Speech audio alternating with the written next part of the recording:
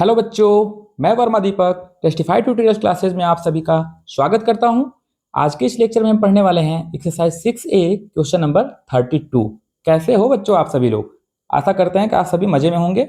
चलिए पढ़ाई कर लेते हैं। बोल रहा है कि if 4 times the fourth term of an AP, अगर किसी दिए गए एपी का चौथा टर्म का 4 गुना, क्या किसी दिए गए एपी के फोर्थ टर्म का 4 गुना बराबर है, क्या है, इक्वल है उसके 18वें टर्म के 18 गुने के। ठीक है, तो बता दीजिए कि उसका 22वां टर्म क्या होगा। यही इस क्वेश्चन में आपसे पूछ रहा है। यानी कि कहा है कि T4 का 4 गुना 4 टाइम्स बराबर है किसके?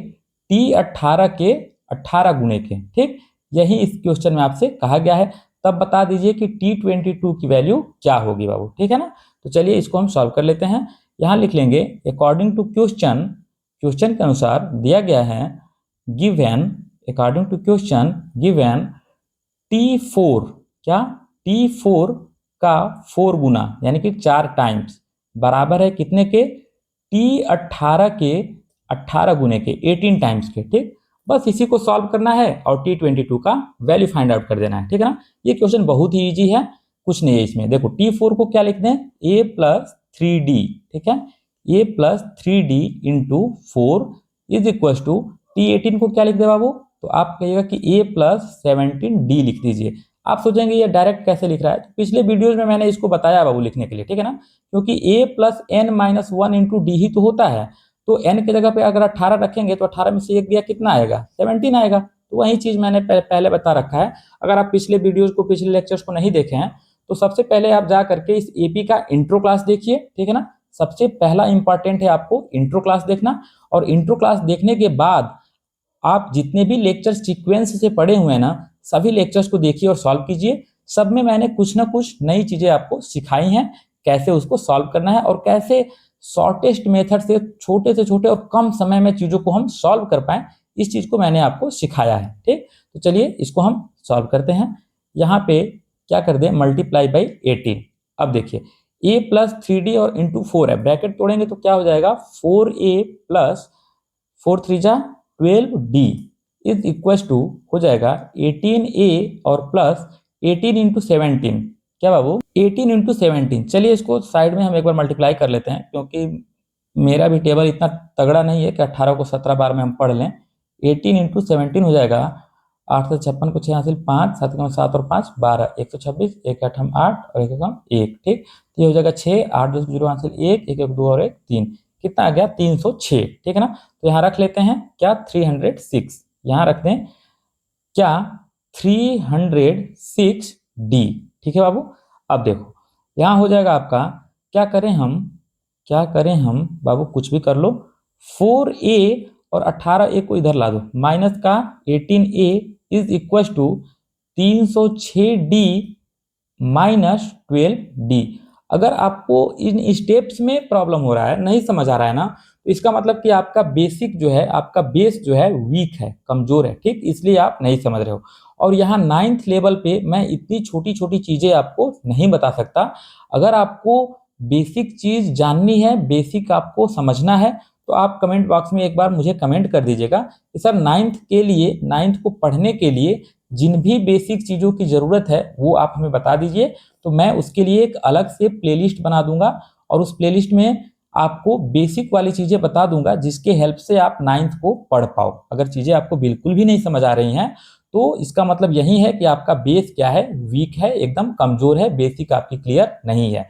तो उसके लिए अगर आप चाहें तो मैं आपके लिए अलग से प्लेलिस्ट बना सकता हूं, जो कम से कम समय में उस चीज को पढ़ के और आप 9th की चीजों को सॉल्व करना स्टार्ट कर दें। ठीक, चलिए अब यहाँ पर हम लिख लेते हैं 4A में से 18A जाएगा, कितना हो जाएगा बाबू? 4 में से 18 गया, माइनस का 14A इज इक्वल टू 306 में से 12 घटा दो, 6 में से 2 गया, आपका आ जाएगा 4 और 10 में से 1 गया, कितना हो गया? 9 और ये हो जाएगा 2। तो 294D क्या हो गया? 294D। तो A बराबर अगर हम देख लें, A बराबर देख लें बाबू, तो कितना हो जाएगा? 294D, 294D अपान माइनस का 14। देखो बाबू कट रहा है क्या? तो हाँ कट रहा है जी। ए इज इक्वल टू 14 से टेबल पढ़िए, अभी आपको खुद पता चल जाएगा।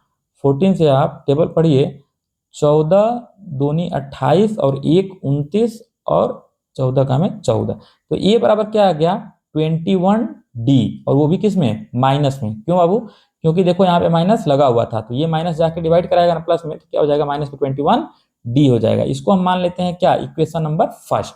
ठीक है, अब आगे जो क्वेश्चन में कह रहा है उसके अकॉर्डिंग हम देख लेते हैं। आगे कहा है कि आपको 22वां टर्म निकालना है, कौन सा, 22nd टर्म। तो यहाँ लिख लेते हैं T22 इज इक्वल टू कितना हो जाएगा बाबू, A+21D। क्या हो जाएगा, A+21D रख लेते हैं। अब देखो क्या करेंगे कि इस इक्वेशन फर्स्ट से A का वैल्यू उठा करके ना यहाँ लाके इस इक्वेशन में रख देंगे। ठीक, तो यहाँ हम लिख दें कि on putting the value of, लिख लेते हैं, चलो इस वाले कलम से लिखते हैं ना, हाँ चलो इसको इरेज कर दें, लिख लें, अरे भाई हाँ, on putting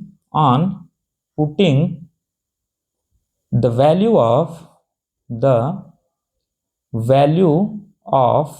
A from equation first, यानी कि पहले इक्वेशन से A की वैल्यू रखने पर, तो हो जाएगा आपका T22 is equal to, A का वैल्यू पहले इक्वेशन में क्या दिया है बाबू, -21D, वहीं यहाँ पे ला करके रख देंगे, क्या माइनस का 21D, और आगे क्या इसमें है तो +21 है, वहां लिख लेते हैं क्या, +21D।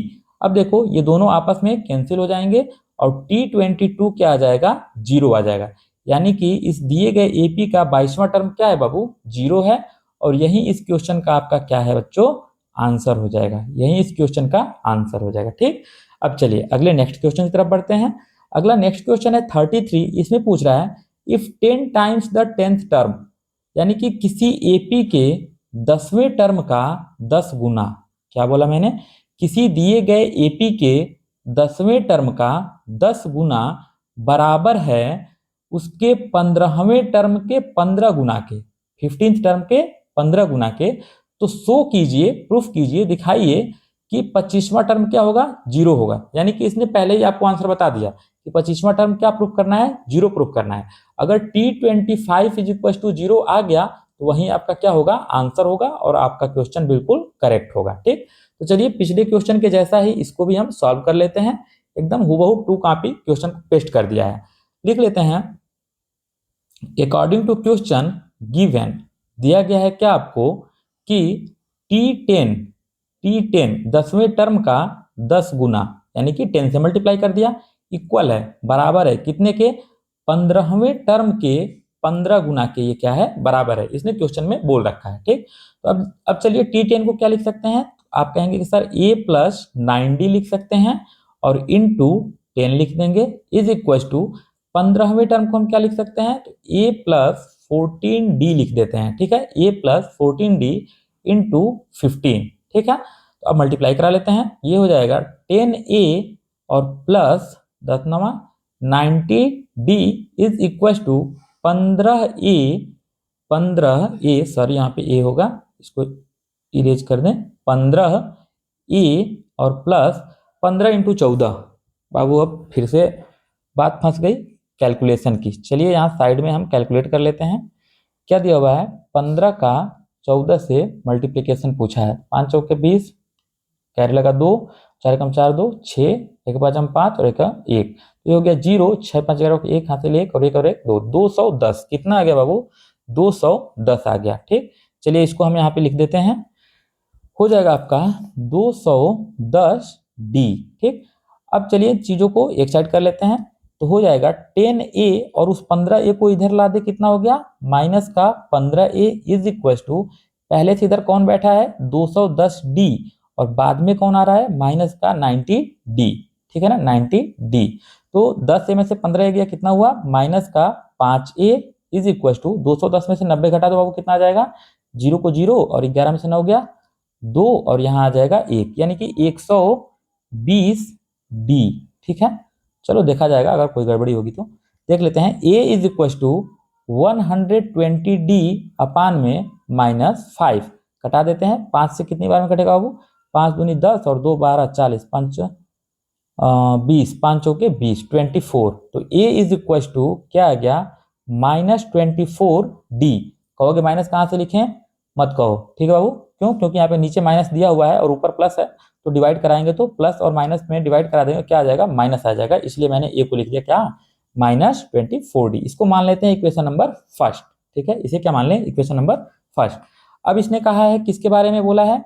25th टर्म को जीरो दिखाना है। कौन सा? 25वें टर्म को क्या रखना है? जीरो रखना है। तो हम यहाँ पे रख लेते हैं कि गिवन, या फिर अकॉर्डिंग टू क्वेश्चन यहाँ लिख लें।